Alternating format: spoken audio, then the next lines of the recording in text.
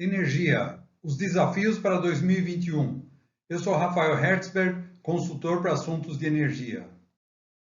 A agenda dessa apresentação incluirá oferta e demanda de energia elétrica no Brasil, tendência dos preços, percepção de riscos, alternativas e processo decisório.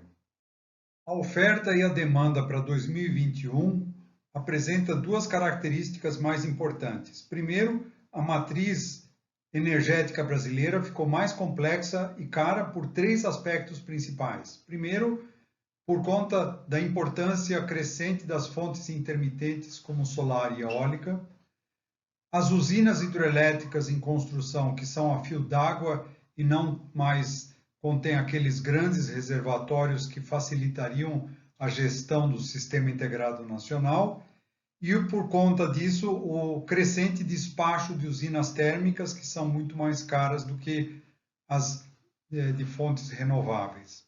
E o segundo aspecto mais relevante é que atualmente os reservatórios já se encontram estressados.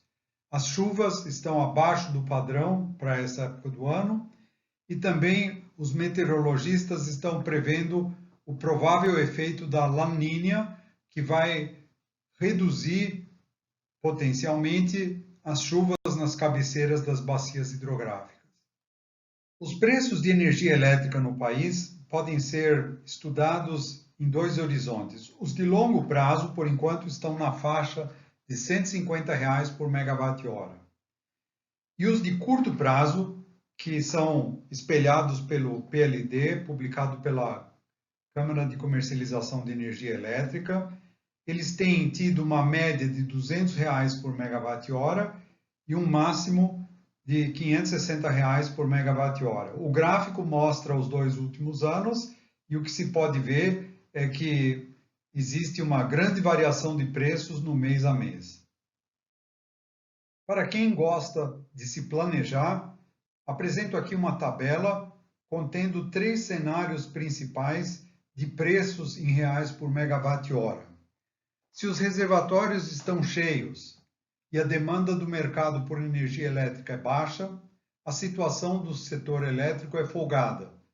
Então, qual é o desafio dos clientes contratados nesse ambiente?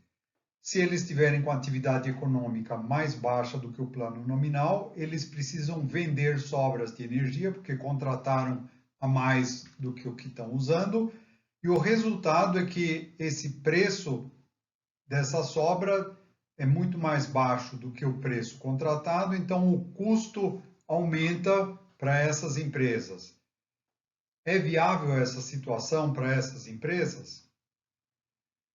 Já na faixa de 50 a 500 reais o megawatt-hora, podemos dizer que é uma situação corriqueira que nós todos estamos acostumados a encontrar no nosso mercado. E as empresas já conseguiram resolver os seus desafios nessa faixa. Agora, numa situação mais limítrofe, seria com os reservatórios mais vazios do que eles já se encontram atualmente, e a demanda ser alta por conta da recuperação da economia, e essa situação caracteriza como se fosse um apagão de fato, como aquele que a gente já teve há mais de 15 anos. E qual seria o desafio? Comprar a falta de energia. Então, numa situação de apagão, todo mundo é obrigado a reduzir o seu consumo e aqueles que desejarem manter a sua atividade precisam comprar essa falta e a um custo altíssimo por conta das premissas acima indicadas. É viável? Para as situações limítrofes, existem alternativas a serem prospectadas e eu vou dar alguns exemplos. O primeiro deles, o mais tradicional, é instalar um grupo gerador a diesel, por exemplo.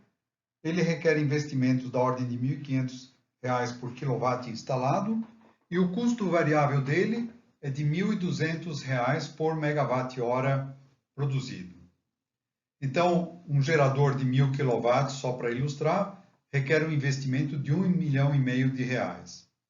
Uma outra possibilidade seria de utilizar gás natural ou GLP em determinados processos, seja do ambiente industrial ou do ambiente comercial. Então, o custo variável, e aqui eu me refiro principalmente do gás, é de R$ 200 a R$ 400 por megawatt-hora. Depende da concessionária local e depende do volume de uso. Já uma terceira alternativa é colocar um sistema de energia solar e o investimento é de R$ 6.000 por quilowatt, em ordem de grandeza, e a amortização mensal equivale a R$ 900 por megawatt-hora. Por exemplo, voltando para a ideia de um gerador de 1.000 kW, significa que haveria necessidade de um investimento de R$ 6 milhões. A quarta possibilidade seria, em vez de produzir determinados itens ou desenvolver certas atividades internamente, terceirizar essas atividades. Isso pode ser no próprio país ou através até mesmo de importação. O processo decisório é particular de cada caso.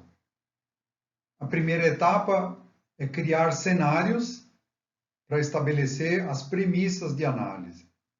A segunda etapa é descobrir soluções associadas às suas vantagens, desvantagens e riscos. E, finalmente, a terceira etapa é modelar alternativas passíveis de contratação no mercado.